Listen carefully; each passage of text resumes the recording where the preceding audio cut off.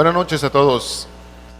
Bien, vamos por favor a abrir nuestras Biblias. Vamos al libro de Apocalipsis, por favor, ya que es ahí donde estamos concentrando nuestro estudio.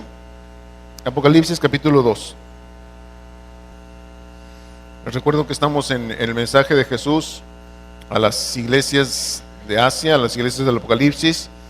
Les recuerdo también que este mensaje de Jesús pues nos involucra a todos los que somos iglesia del Señor. Y les recuerdo también que cada uno de nosotros en lo particular tenemos algo que aprender de lo que Jesús dice, en este caso a las iglesias. Estamos en este caso concentrándonos en lo que es el mensaje de Jesús a la iglesia de Éfeso. Dice entonces el versículo 1 del capítulo 2 de Apocalipsis: escribe al ángel de la iglesia en Éfeso, el que tiene las 7 estrellas en su diestra, el que anda en medio de los 7 candeleros de oro, dice esto: yo conozco tus obras y tu arduo trabajo y paciencia, y que no puedes soportar a los malos, y has probado a los que se dicen ser apóstoles y no lo son, y los has hallado mentirosos. Y has sufrido y has tenido paciencia, y has trabajado arduamente por amor de mi nombre, y no has desmayado. Pero tengo contra ti que has dejado tu primer amor. Recuerda por tanto de dónde has caído, y arrepiéntete, y haz las primeras obras, pues si no, vendré pronto a ti y quitaré tu candelero de tu lugar, si no te hubieres arrepentido. Pero tienes esto, que aborreces las obras de los nicolaítas, las cuales yo también aborrezco. El que tiene oído, oiga lo que el Espíritu dice a las iglesias. Al que venciere le daré a comer del árbol de la vida, el cual está en medio del paraíso de Dios. Esto es la parte que hemos estado estudiando. Estamos concretamente en el versículo 4, donde Jesús hace una amonestación, la única amonestación, decíamos, a esta iglesia, pero que es una amonestación muy significativa, muy sentida, muy importante. ¿Por qué? Porque dice Jesús: pero tengo contra ti que has dejado tu primer amor. Les recuerdo nada más a manera de repaso muy rápido, que cuando Jesús habla acerca de esto del primer amor, esta palabra amor que se utiliza ahí es la palabra ágape en el griego, lo cual significa un amor muy especial, un amor que es exactamente el mismo amor que Dios nos da, el que Él espera recibir de nosotros, en este caso Jesús. Hablamos también que este tipo de amor se manifiesta en 2 direcciones. ¿Se acuerdan cuáles eran estas 2 direcciones? Una vertical, de nosotros hacia Dios, de abajo hacia arriba, otra vez de nosotros hacia Dios, y otra horizontal, esto es de nosotros hacia nuestros semejantes, hacia nuestros hermanos. Y cuando hablábamos de lo que Jesús está diciendo, porque si se fijan, no habla has dejado tu amor, Él habla del primer amor. Y en este sentido, también lo aclarábamos, este primer amor habla no nada más del primero en tiempo, o sea, sino el primero que ocurrió, sino también en importancia. El amor más influyente, más importante, más especial, es el que Jesús está reclamando a esta iglesia, que esta iglesia lo ha hecho a un lado. Y preguntábamos en días pasados, ¿cómo es que nosotros amamos a Dios? O sea, ¿cómo le expresamos a Dios nuestro amor? Y preguntábamos también, ¿a nuestro estilo o al estilo que Dios quiere ser amado? ¿Se acuerdan que la semana pasada hablábamos de justamente cómo el rey David quiso, en esa expresión de amor hacia Dios, de desear su presencia en medio del pueblo ahí en Jerusalén, él quiso traer el arca de Dios que estaba lejos de Jerusalén? Y bueno, vimos ahí cómo primero se equivocó, pero su anhelo era bueno, pero también vimos cómo después lo hizo de la manera correcta, como Dios lo establece, y cómo a fin de cuentas esa arca llega a Jerusalén, y ahí David la pone simplemente en una tienda de campaña que él había preparado ahí. Pero eso es tan significativo, esa expresión de amor de David, de deseo de David, porque la presencia de Dios estuviese ahí en medio del pueblo. Dios a eso le llama el tabernáculo de David. Y lo impactante de esto es que Dios mismo dice que Él se encargaría de establecer nuevamente y de reedificar el tabernáculo. ¿Se acuerdan qué características tenía el tabernáculo de David? Cuando Dios habla de eso, el tabernáculo caído de David. ¿A qué se refiere eso? Que sí, efectivamente el pueblo tiene o dice tener una relación con Dios. El pueblo hace o dice hacer cosas para Dios, pero en realidad ni lo que vive el pueblo ni lo que hace el pueblo para Dios tiene nada que ver con Dios, o tiene muy poco que ver con Dios. Y por eso Dios advierte: yo restauraré, yo reedificaré ese tabernáculo caído, dándonos Dios a entender que lo que Él desea que su pueblo tenga es ese anhelo de esa convivencia, de esa intimidad de su pueblo con Dios. Y es a fin de cuentas lo que Dios busca. Eso es parte de lo que es este primer amor, el más importante, el más sentido, el más especial amor que el hombre pueda darle justamente a Dios. Déjame hacerte una pregunta. ¿Qué amamos de Dios? ¿Amamos lo que Él nos da o amamos su presencia? Porque, la pregunta es muy directa, porque generalmente buscamos, como pueblo, en general lo que el pueblo busca, el pueblo de Dios busca de Él, es su bendición, su participación, su protección, pero pocas veces el pueblo se da a la tarea, de manera personal o grupal, de buscar la presencia de Dios, de verdaderamente venir y entrar en la presencia de Dios. Y es a fin de cuentas lo que insisto, Dios anhela. Cuando Dios permite que el velo del templo fuese rasgado en el momento que Jesucristo muere crucificado, y que Dios permite que ese velo sea rasgado, es justamente porque a través de Jesús, a través de lo que Jesús ha hecho por nosotros, el acceso a la presencia de Dios está libre para cualquiera de nosotros. La pregunta es: ¿qué tanto buscamos entrar en esa presencia? Engrandecemos a Dios, alabamos a Dios, nos comunicamos o buscamos la presencia de Dios por quien es Él, o como Dios lo pregunta en varias partes en la Escritura, o por mandato de hombres. Hay mucha diferencia. Reconocemos a Dios de tal manera que nuestra vida pueda reflejar claramente que le amamos, o decimos que le amamos, pero nuestra vida no tiene nada que ver con amar a aquel que es santo, con amar a aquel que es puro, con amar a aquel que es amor a fin de cuentas. Cuando nosotros buscamos a Dios, ¿lo hacemos por una verdadera relación, por tener una relación de intimidad con Él, o lo hacemos por una religión? ¿Lo hacemos por anhelo de conocerle, o lo hacemos simple y sencillamente por cumplir lo que la tradición en la que estamos nos ha dictado? Todo esto, mis hermanos, es lo que incluye ese reclamo de Jesús a su iglesia: has dejado tu primer amor. Déjame ponerte una ilustración, y espero que esto sea un claro ejemplo para entender cómo a veces somos con Dios. Déjame hacerte una pregunta antes. En tu relación con Dios, ¿le dices, te amo Dios? ¿Exaltas su nombre? ¿Realmente le reconoces como tu Dios y se lo expresas, se lo manifiestas en tu vida? ¿O simplemente das por hecho que Dios sabe que le amas? ¿Por qué te hago esta pregunta? Porque quizás suceda como aquella carta, alguna vez alguna esposa simplemente escribiera pidiendo ayuda, pidiendo consejo, buscando una solución a su tremendo problema. ¿Por qué? Porque la esposa se quejaba de que su esposo, desde el día de los votos matrimoniales, nunca le había vuelto a decir que la amaba. Y el esposo, a fin de cuentas, declaraba: bueno, pero estoy contigo, ¿no? Eso es prueba suficiente que te amo. Y uno puede decir: bueno, pues bueno, no sé qué piensan ustedes, pero la esposa, por ejemplo, dentro de sus reclamos es: oye, estás aquí y cuando podemos estar platicando, conviviendo, te la pasas viendo tele. ¿Estás aquí? Bueno, no puedo decir que no me hablas. Me hablas 3 veces al día. Me dices, ¿me das de desayunar? ¿Me das de comer? ¿Me das de cenar? Y es todo lo que dices, lo que me dices a mí.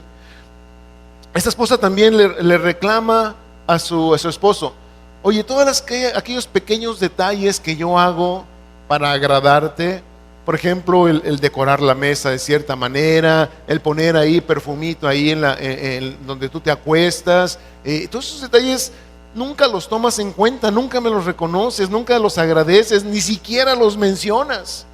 Y eso es un reclamo muy sentido, espero, no de esposas de aquí, pero de muchas sí. Pero eso sí, dice la esposa, cuando algo no está como tú quieres, entonces gritas y explotas y reclamas y te quejas de todo lo que no está acomodado como tú quieres. Y eso sucede en la vida real de algunos matrimonios. Y esto espero que no sea ninguno de aquí. Pero lo tremendo es que eso también sucede en muchas ocasiones en la relación de Dios con su pueblo. ¿Por qué? Porque hay mucha gente que dice, bueno, yo amo a Dios, Él sabe que lo amo, yo vengo a la iglesia, es porque amo a Dios.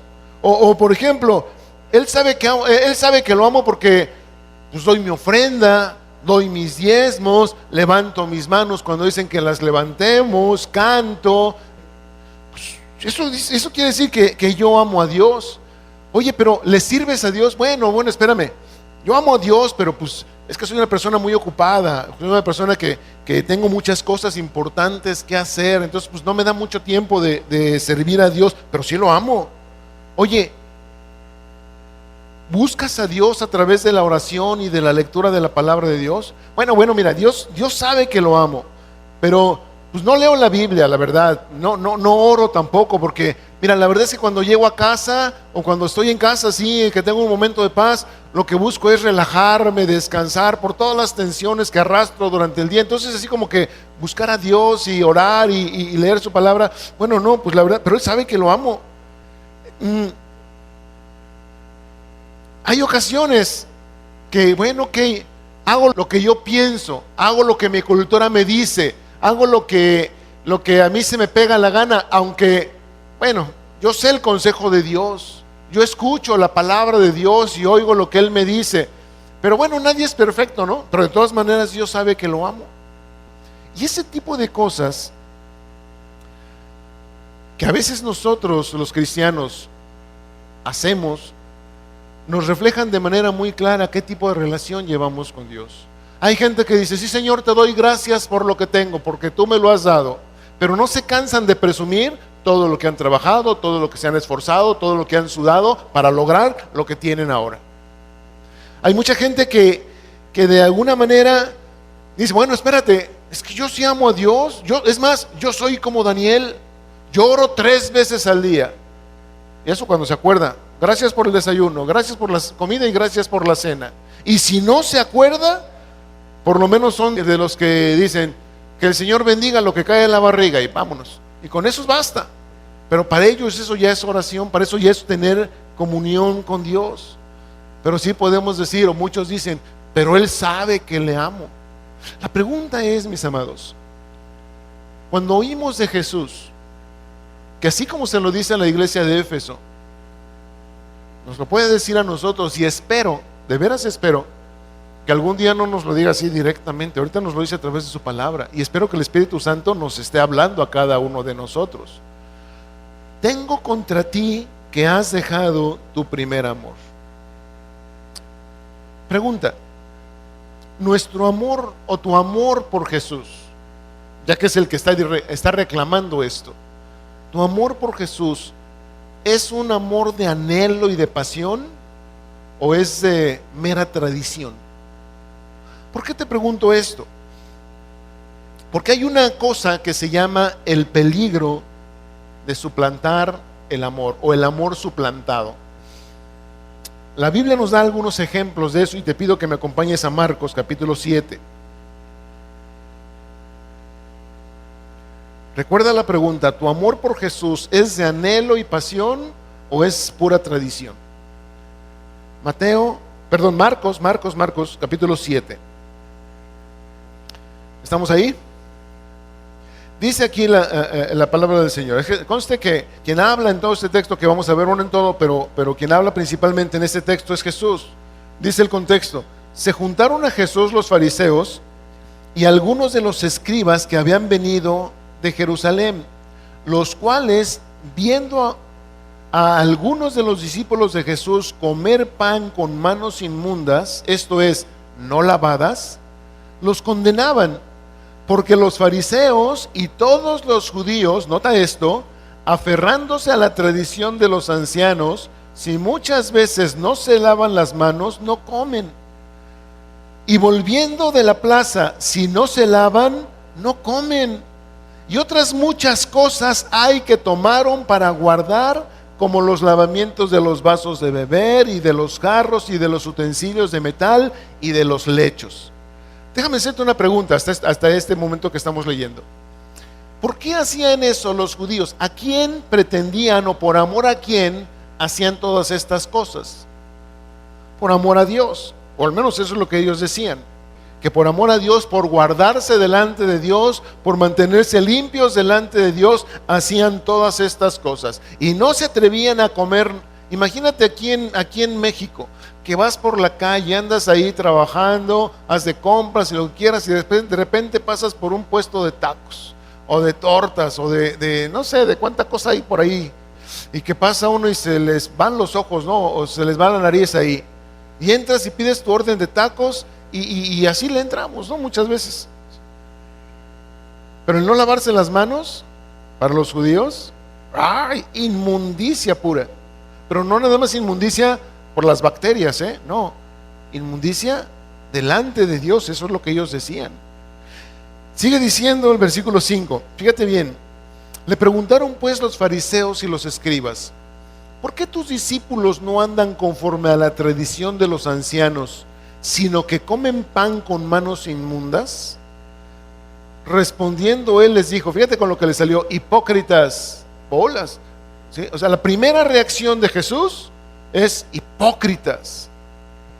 Bien profetizó de vosotros Isaías, como está escrito: este pueblo de labios me honra, mas su corazón está lejos de mí.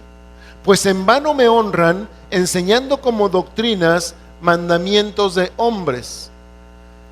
¿Qué es lo que está diciendo Jesús aquí? Efectivamente hay algo escrito en el libro del profeta Isaías, donde Dios mismo, a través del profeta Isaías, reclama esto mismo a su pueblo de aquel entonces. Que el pueblo venía y honraba a Dios, pero lo hacía pues nada más como un maquillaje, como una pantomima delante de Dios, pretendiendo agradar a Dios, pero con un corazón totalmente alejado de Dios. Y esto Dios se los reclama a su pueblo. Lo tremendo es que eso mismo se repite en los tiempos de Jesús. ¿Y sabes qué es más tremendo? Que eso se sigue repitiendo en los tiempos de ahora, y se seguirá repitiendo hasta que el cumplimiento de lo que estamos leyendo en Apocalipsis se lleve a cabo, y entonces Jesús diga: has dejado tu primer amor. ¿En qué cayó este pueblo? En suplantar, en poner el verdadero amor, la verdadera relación, el verdadero compromiso de amor con Dios. Lo empezaron a suplantar por obras, por ideas de hombres, y eso empezó a cambiar a tal grado que esas ideas, esas tradiciones de los hombres vinieron a ocupar el lugar de la relación de corazón fervoroso y anhelante de un pueblo para con su Dios. Esa trampa de que la tradición y la religión ocuparon el lugar del amor y la de relación con Dios, ocurrió, insisto, en el Antiguo Testamento, ocurre en tiempos de Jesús y sigue ocurriendo hoy en nuestros días. Fíjate cómo sigue diciendo Jesús. ¿A qué se refiere cuando explica esto? Versículo 8. Porque dejando el mandamiento de Dios, fíjate, os aferráis a la tradición de los hombres, los lavamientos de los jarros, de los vasos de beber, y hacéis otras muchas cosas semejantes. Pregunta: ¿A qué mandamiento de Dios se refiere Jesús? Porque si pensamos que todo esto lo hacían por agradar a Dios, supuestamente porque amaban a Dios, el mandamiento de Dios era: amarás al Señor tu Dios por sobre todas las cosas, con toda tu mente, con toda tu fuerza, con toda tu alma, con todo lo que eres. Con eso amarás a Dios. Pero bueno, es que es más fácil decir: me lavo las manos porque amo a Dios, pero a lo mejor mi corazón no está tan cerca de Dios como debiera. A lo mejor en mi corazón hay cosas que no me permiten establecer una relación de intimidad, de amor verdadero con Dios. A lo mejor en mi corazón se han anidado cosas que estorban o que me impiden el que yo pueda venir ante su presencia santa. Fíjate cómo sigue diciendo, versículo 9: y les decía también: bien invalidáis el mandamiento de Dios para guardar vuestra tradición. Porque Moisés, este es otro ejemplo, dijo: honra a tu padre y a tu madre. Eso lo dijo el Señor, ¿cierto o no? Sí, ¿no? Y lo dijo por medio de Moisés. A Moisés fue a quien le dio esta instrucción para que Moisés lo enseñara al pueblo: honra a tu padre y a tu madre. Y el que maldiga al padre o a la madre muera irremisiblemente. Pero vosotros decís: basta que diga un hombre al padre o a la madre, es corbán, que quiere decir mi ofrenda a Dios, todo aquello con que pudiera ayudarte, y no le dejáis hacer más por su padre o por su madre. ¿Qué significa esto? Ya lo hemos explicado en otras ocasiones, pero simple y sencillamente Dios nos dice que honremos a papá y a mamá. Y si bien es cierto que cuando tú y yo nos casamos tenemos que salir y apartarnos de la dependencia de papá y mamá, esto es, yo no puedo más, si voy a decidir casarme, no puedo más ser dependiente de ellos en ningún aspecto, ni económicamente, ni moralmente, ni espiritualmente, ni afectivamente, para nada. Nada de que ya estoy casado y voy a comerme los frijolitos que mi mami me preparó. No, eso no debe ser. ¿Sí? Pero el que yo no dependa de ellos, ¿quiere decir que los voy a abandonar? No, para nada, porque Dios me dice que los honre. Dios me dice que los respete. Y además Dios me dice que vea por ellos cuando ellos no se puedan valer por sí mismos. Entonces, lo que está pasando aquí es, insisto, todo eso es lo que Dios había dicho. Lo que está pasando aquí es que si yo digo a mi papá y a mamá que están en necesidad y que a lo mejor ya son unos ancianos, que ya la jubilación no les alcanza, o a lo mejor ni siquiera jubilación tienen, no tienen pensión, y yo puedo ayudarles con algo, pero si les digo: ¿sabes qué? Pues nomás traigo 50 pesos, pero esos 50 pesos es lo que yo quiero darle al Señor. La tradición judía dice: no, primero al Señor. Y olvídate de tus papás. Ya con que tú se los entregues al Señor, ya con eso Dios se agrada de ti. Cuando Dios dijo lo contrario.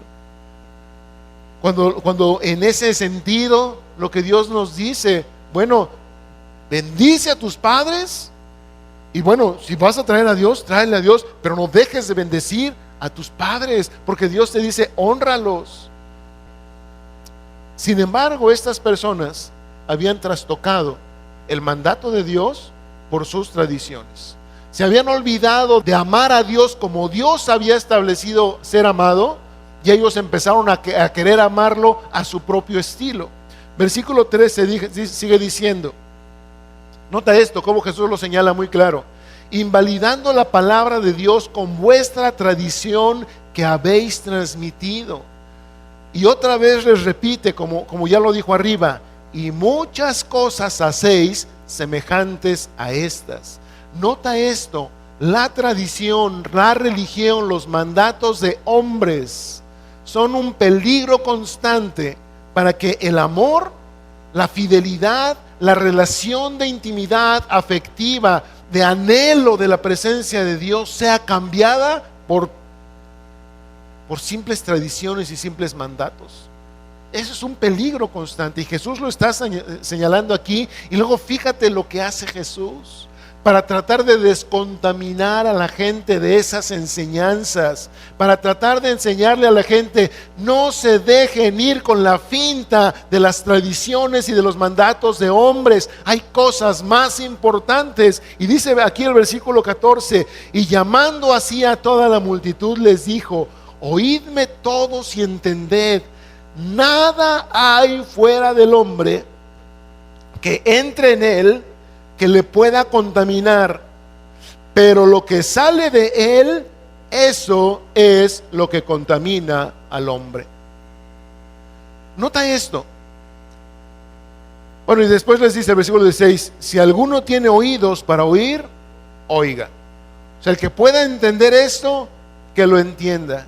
Jesús lo que está diciendo, en base a lo que estos fariseos enseñaban, que no puedes ingerir nada sin lavarte las manos, sin lavar los platos, sin lavar los vasos, sin lavar ahí el lugar donde vas a sentar. Higiene al máximo, pero repito, bueno fuera que hubiera sido simplemente por las bacterias.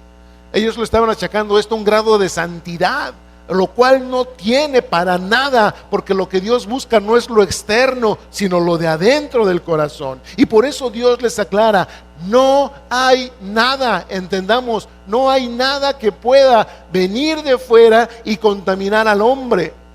Pero lo que sale de él, o sea, lo que sale del hombre, eso es lo que contamina al hombre. Y aquí, mis amados, empezamos a darnos cuenta el valor real que Jesús da a la voluntad de Dios con respecto a nuestra relación con Él. Notemos esto, versículo 17. Cuando se alejó de la multitud y entró en casa, le preguntaron sus discípulos sobre la parábola. Él les dijo, ¿también vosotros estáis así sin entendimiento? O sea, ¿no entienden de lo que estamos hablando? ¿No entendéis que todo lo de afuera entra al hombre? Que entra en el hombre, no le puede contaminar, porque no entra en su corazón, sino en el vientre y sale a la letrina.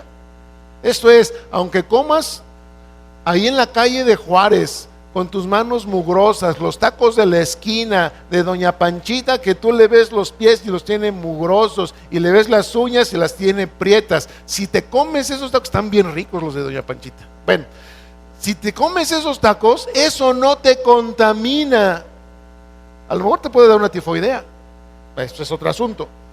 Pero Jesús está hablando del corazón, de la santidad, de nuestra relación con Dios, de nuestro amor y fidelidad a Dios. Los tacos de Doña Panchita y de cualquier otro tipo de comida que nos podamos comer así, no nos contaminan, porque a fin de cuentas eso entra y termina en la letrina. Y si no sabes lo que es una letrina, termina en el excusado, pues. Esto decía, haciendo limpios todos los alimentos. Porque aquí no nada más los fariseos se preocupaban por la cuestión de las manos y de los utensilios limpios, sino también qué vas a comer, porque hay cosas que no puedes comer, y si comes esas cosas, eres hombre pecador. Y Jesús ya desde entonces está haciendo limpios los alimentos. El problema del hombre, mis amados, del ser humano, del hombre y de la mujer, en su relación de amor con Dios, por favor entendámoslo, nunca está en lo externo. Nosotros, o bueno, en este caso la iglesia de Éfeso, cuando Jesús le reclama, una cosa tengo contra ti, que has dejado tu primer amor, la iglesia de Éfeso no podía voltear a ningún lado para decir, Señor, es que he dejado de amarte porque fíjate que, y buscar pretextos o excusas a su lado o a su alrededor, externas a ellos mismos. Y lo tremendo es que nosotros tampoco podemos hacerlo. Cuando Jesús nos reclama, has dejado tu primer amor, el único lugar posible hacia el cual podemos y debemos ver es hacia nuestro corazón. Versículo 20 en esta misma porción. Pero decía que lo que del hombre sale, eso contamina al hombre. Y aquí hay una palabra clave muy importante, que es la palabra contaminar. Te recuerdo, Jesús no está hablando de medicina, no está hablando de higiene, no está hablando de las bacterias. A Jesús le interesa una contaminación bastante más grave que la que las bacterias pudieran ocasionar. Esta palabra contaminar, koinó en el griego, significa hacer común. Algo que es santo, algo que es exclusivo, algo que es especial. Cuando sucede algo en el corazón, se vuelve algo común. Te recuerdo esto. Jesús está reclamando: has dejado tu primer amor. Y te recuerdo también, el primero, no nada más en tiempo, sino en importancia, en un amor especial, un amor exclusivo. Y amor entendido desde el punto de vista de la palabra ágape, un amor muy, muy exclusivo, únicamente dedicado para Dios. Y te recuerdo también, dedicado para Dios en dos sentidos: de nosotros hacia Él y de nosotros hacia nuestros prójimos. Eso es lo que Jesús está reclamando. Y cuando aquí vemos que Jesús explica que lo que sale del corazón del hombre hace que lo que haga sea común, entonces lo que está diciendo, fíjate, porque esta palabra no nada más significa ser común, sino que cuando algo se convierte en común, ceremonialmente ya no es válida. Cuando algo se convierte en común, ya no es digno de ser ofrecido a Dios. Por ejemplo, ¿te acuerdas que Dios cuando Él estableció toda la ley de los sacrificios, Dios había dicho: los animales que se entreguen, por ejemplo, las ovejas que se entreguen, tenían que ser ovejas sanas, limpias de enfermedad, no con la pata chueca, no con la oreja caída, no, sin defecto. Ese es el tipo de animales que tenían que traerse para ofrecerse a Dios. De hecho, llega un tiempo en la cultura judía donde Dios le reclama a su pueblo justamente que estaban fallando en eso, porque venían y le traían la oveja que nadie quería, ahí la cojita, la que ya no da lana, la que estás tuerta o ciega y que pues ya no puede ni siquiera, no vale nada. Pues para Dios, órale, ahí está, que se la sacrifiquen y total, pues es para Dios. Y Dios les reclama eso, porque estaban haciendo del sacrificio algo común. Estaban contaminando, lo estaban haciendo como cualquier cosa. Y por lo tanto, cuando hacemos algo como si cualquier cosa de manera común, pierde su característica de dedicación especial para Dios. No sé si me estoy explicando con esto. En otras palabras, me voy a adelantar, pero necesito que quede esto bien claro. Si tú y yo decimos amar a Dios haciendo cualquier cosa que no tiene nada que ver con el amor que Dios pide de nosotros, nos estamos contaminando. Como por ejemplo eso de lavar las manos, lavar los platos, ir a la iglesia, levantar las manos por levantarlas sin siquiera saber por qué las levantamos, cantar cantos que a lo mejor pueden estar muy bonitos, pero que no tienen nada que ver con lo que nosotros sentimos hacia Dios. Eso es contaminarnos. Eso es hacer de lo santo algo común, y por lo tanto cuando lo entregamos a Dios no sirve absolutamente de nada. Noten a qué se refiere Jesús. Pero esto decía que lo que del hombre sale, eso contamina al hombre. Versículo 21. Porque de dentro del corazón de los hombres salen, nota esto, los malos pensamientos, los adulterios, las fornicaciones, los homicidios, los hurtos, las avaricias, las maldades, el engaño, la lascivia, la envidia, la maledicencia, la soberbia, la insensatez. Y alguien me puede decir: ay, hermano, ¿y qué tiene que ver esto con amar a Dios? Porque es lo que estamos viendo, ¿no? Que Jesús reclama: has dejado tu primer amor. Y la pregunta es muy cierta, sería muy exacta. ¿Qué tiene que ver esto con amar a Dios? Nada. No tiene nada que ver con amar a Dios. Sin embargo, esto es lo que Jesús está señalando de manera muy puntual que hay en el corazón de muchos que se dicen pueblo de Dios. Y esto es bastante grave, porque no podemos decir que amamos a Dios y tener todas estas cosas que nadie ve, nadie se entera, están aquí guardaditas acá adentro, y nadie se asoma a ver qué es lo que hay en el corazón. Y podemos andar ahí navegando con bandera de santos y bandera de cristianos y bandera de que amamos a Dios, pero acá, y eso es un peligro, mis amados, porque hay tantos y tantos casos que de repente se saben y se conocen, lo que podríamos llamar escándalos dentro de la iglesia. Y uno dice, ¿por qué en la iglesia? Pues por esto. Porque el amor de Dios, el amor verdadero que como iglesia debiésemos manifestar a Cristo, lo hemos trastocado por religión. Y porque soy religioso, porque estoy en la iglesia, porque soy cristiano, no importa cómo esté mi corazón, de todas maneras, eso se supone que expresa que amo a Dios. Pues ahí estoy, como aquel marido, ¿no? Que nunca le volvió a repetir que la amaba más que cuando se casaron. Pero aquí estoy contigo, pues eso significa que te amo. Versículo 23. Todas estas maldades, fíjense cómo les llama Jesús, de dentro salen y contaminan al hombre.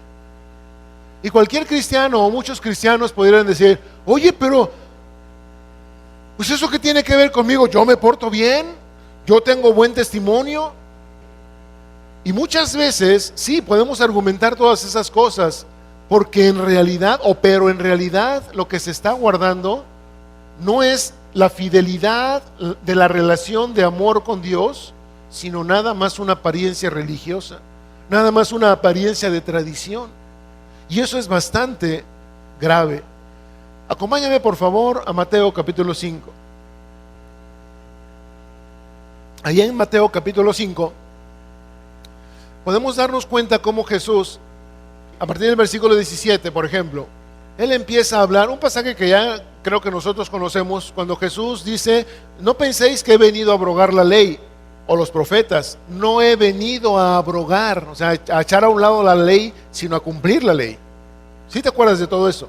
Bueno, Jesús, por ejemplo, dijo, oísteis que fue dicho, no matarás. Y estoy en Mateo capítulo 5, versículo 21. Bueno, déjame ir para allá porque te estoy mintiendo si digo que estoy ahí. Ahora sí. Oísteis que fue dicho a los antiguos, no matarás, y cualquiera que matare será culpable de juicio. Eso es lo que la ley dice. Pero yo os digo que cualquiera que se enoje contra su hermano será culpable de juicio, y cualquiera que diga necio a su hermano será culpable ante el concilio, y cualquiera que le diga fatuo quedará expuesto al infierno de fuego. Noten esto, efectivamente, a lo mejor nosotros como cristianos no hay ningún crimen, por lo menos de asesinato, que se nos achaque. ¿O hay alguien a quien ha matado a alguien aquí? ¿Nadie? Bueno, entonces podemos decir, es que pues yo me porto bien, tengo buen testimonio, no he matado a nadie. Sin embargo, ¿cómo está el corazón en cuanto a los enojos? ¿Cómo está el corazón en cuanto a la traición? ¿Cómo está el corazón en cuanto a esto que Jesús está diciendo aquí, de insultos al hermano, de menosprecio? ¿Cómo está? Por ejemplo, en el versículo 27, Jesús dice, oísteis que fue dicho, no cometerás adulterio. Yo pregunto, ¿cuántos de los que están aquí han cometido adulterio? Espero que nadie. Espero que nadie.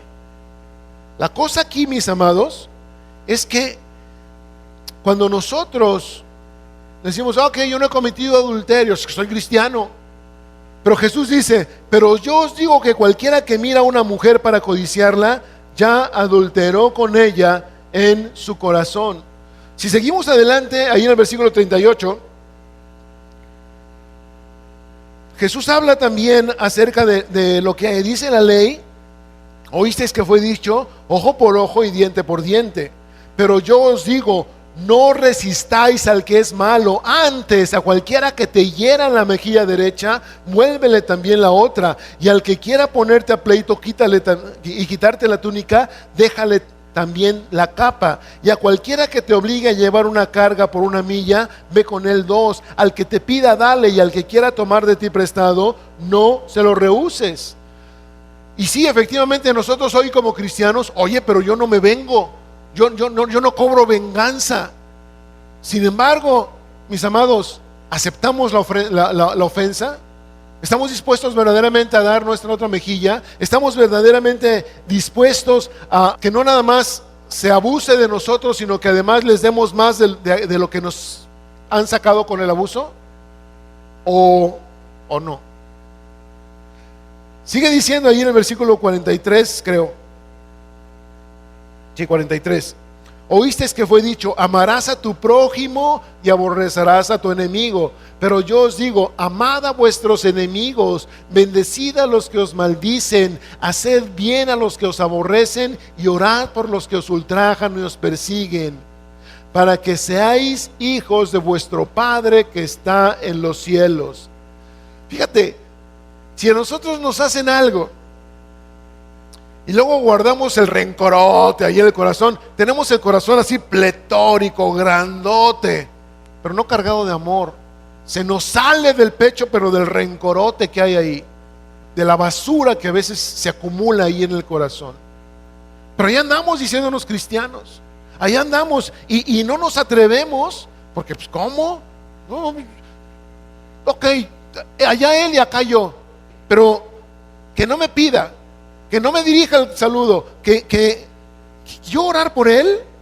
No, allá que él viva su vida, yo vivo la vida. Yo no le deseo ningún mal, pero tampoco ningún bien. Y con ese tipo de pretextos pretendemos vivir la vida cristiana. Y lo grave, con ese tipo de asuntos en el corazón, pretendemos decirnos hijos de Dios. Fíjate, olvidándosenos que el otro también es hijo de Dios. Y eso es bastante peligroso.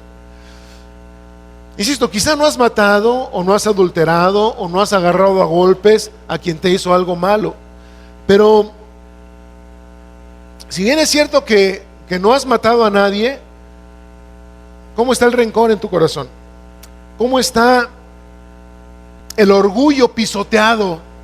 Porque te hicieron menos, te hicieron cosas y tú eres importante. Tú eres hijo del rey como para que te anden insultando o abusando de ti. Y cuando tenemos una autoestima así muy, muy alta, que es lo que la psicología nos promueve, que nuestra autoestima esté alta, se nos olvida que el que merece toda la honra y toda la gloria, su autoestima, se fue hasta abajo para entregarse y humillarse hasta lo sumo y entregar su vida en la cruz. Y ese fue el ejemplo que nos dejó. A lo mejor podemos decir: es que yo no he adulterado. Pero ¿qué pasa cuando vas por la calle y de repente ves, y de repente codicias, y de repente deseas, ahí en tu imaginación ya hiciste un montón de cosas, ahí en tu corazón ya dejaste volar la lujuria, y a lo mejor hasta te atreves a cometer ultraje mental y espiritual con aquello que estás viendo? ¿Sí? Oye, pero es que no es adulterio, yo no he cometido adulterio. Pero así, con un corazón así, pretendemos amar a Dios, pretendemos acercarnos ante su presencia santa y decirle: Señor, te amo. ¿Me explico? El gran problema, mis amados, es que cuando nosotros no entendemos que amar a Dios no tiene nada que ver con religión, que amar a Dios no puede ser suplantado nunca por las cosas que la tradición nos dice, por las cosas que la religión, cualquiera que sea, incluyendo la nuestra, por cierto, cualquier religión, cualquier tradición no puede nunca, ni debe nunca suplantar el amor, la devoción, la lealtad, el anhelo de la presencia de ese Dios que nos anhela celosamente. Por eso, cuando Jesús reclama: ¿has dejado tu primer amor? Ninguno. Pues, pero es que yo soy de Cristo, aleluya. Yo soy hijo del rey, yo pertenezco a la iglesia del Señor. Eso no sirve. Eso no sirve, mis amados. Algo que es importante, insisto, voltear inmediatamente cuando oímos de parte de Jesús un reclamo como el que le hace a la iglesia de Éfeso. Ya lo dijimos, no es nada más el amar a Dios como a nosotros se nos antoja, sino amarlo como Él lo establece, anhelando fervorosamente su presencia. Pero además, mis amados, es importante entender que la limpieza de nuestro corazón, de nosotros hacia Él y de nosotros hacia los demás, tiene que ser clara. No las manos, no los trastes, no el lugar donde estamos, sino el corazón. Porque en la medida que tú y yo tenemos un corazón limpio, que no puede ser acusado, y que si por alguna cosa se ensució en el camino, que si por alguna cosa algo hicimos, algo nos pasó y nos tropezamos y nos ensuciamos, inmediatamente podamos venir delante del Señor y decirle: perdóname, perdóname, Señor, me arrepiento de esto, me arrepiento de haber ofendido, me arrepiento de haber ultrajado, me arrepiento de haber visto, me arrepiento de haber hablado, me arrepiento de lo que sea, de haberte ofendido, Señor. Pero ¿cuántas veces la religiosidad, el permanecer en el ámbito, en la nube oscura y pesada de la religión, nos ciega y nos hace creer que porque me digo cristiano, entonces estoy bien delante de Dios? Cuidado, cuidado. Porque Jesús, así como se lo dice a la iglesia de Éfeso, también nos lo puede decir a nosotros: has dejado tu primer amor. Si nuestro amor, a esto ya es personal, si nuestro amor al Señor hoy se sigue manteniendo en ese anhelo fervoroso de intimidad con Él, y la estamos llevando a cabo, no nada más como un anhelo, sino como un estilo de vida cotidiano en nuestra relación con Él, si nuestro amor con Dios se refleja en mantener un corazón limpio, y que si se ensucia, insisto, limpiarlo, pidiendo perdón y arrepintiéndonos, insisto, en nuestra ofensa a Dios o nuestra ofensa a nuestro hermano, si estemos haciendo eso, de mantenernos en esa limpieza, gloria a Dios. A lo mejor a ti no tiene nada que reclamarte el Señor, pero si no es así, mis amados, insisto, es una sola reclamación, pero es una reclamación muy, muy importante. Hemos visto dos aspectos, y conste que todavía no vemos el cómo expresamos a Dios nuestro amor a Él en gratitud a la salvación que nos ha dado, y nuestra vida en consecuencia de esa salvación, que eso lo veremos después.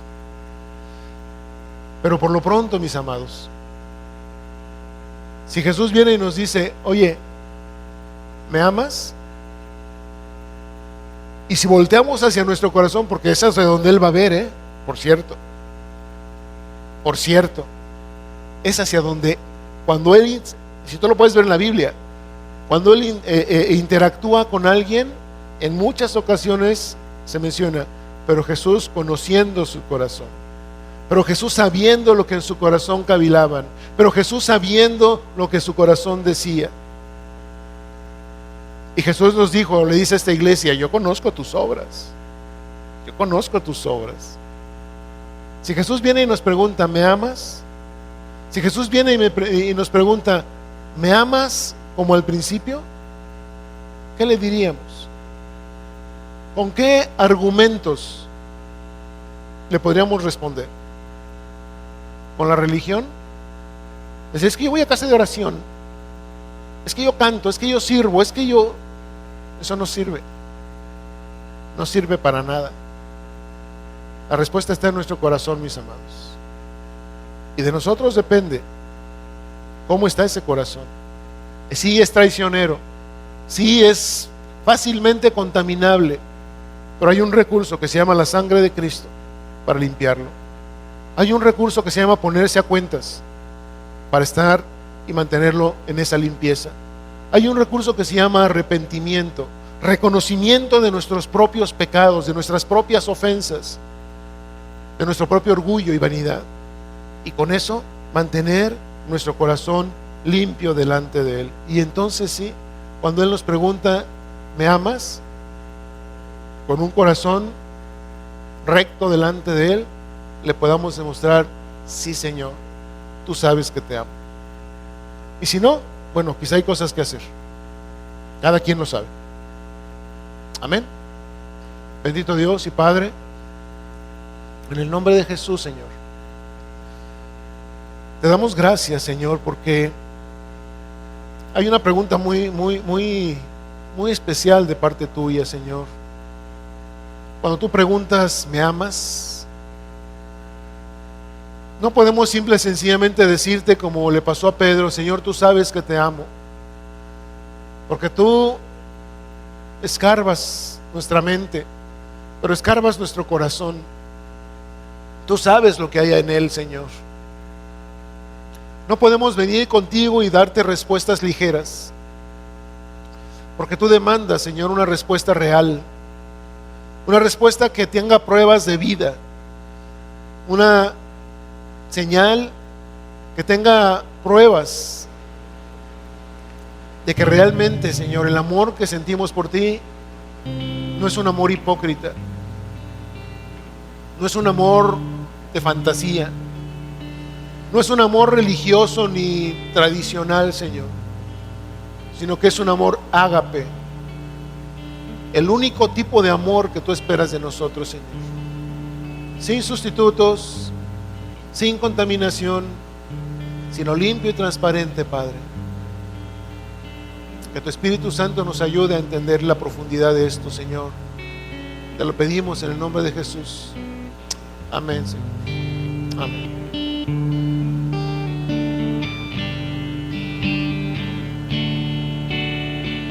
Cuando nosotros le decimos al Señor, examíname, yo me acuerdo de mis épocas de estudiante, había algo que algunos maestros lo conocían como examen de repaso, y era un examen como tal. La cosa es que siempre ese examen era realmente una evaluación para ver cómo andábamos, para ver dónde teníamos que reforzar algunos conocimientos o dónde podíamos estar seguros de que estábamos bien. Pero lo que venía después de eso era el examen final, o el examen de veras. Y si no tomábamos en cuenta el examen de repaso, o lo tomábamos así como que muy a la ligera, o no nos importaba, era bien seguro que el examen de veras a veces no tuviera buenos resultados. ¿Sabes una cosa? El examen de veras, en lo que el Señor, en lo que tocante al Señor se trata, involucra un pase eterno. La palabra de Dios nos dice de manera muy clara que sin santidad nadie verá al Señor. Conste que no está hablando de que seamos santos para ganarnos la salvación. No, la salvación ya la tenemos, porque Jesús nos la ha dado. Ahora la cosa es que si nosotros, siendo salvos, realmente podemos vivir como santos, y con eso demostrarle a Dios que le amamos, con eso demostrarle a Dios, y que Dios pueda ver en su examen de evaluación, cuando lo preguntamos, Señor, ve mi corazón y ve cómo está. En ese examen de evaluación podamos ver si pasamos o no pasamos, para que cuando Él venga y nos pregunte, ¿me amas?, podamos pasar a la final. Amén. Que Dios les bendiga, mis amados.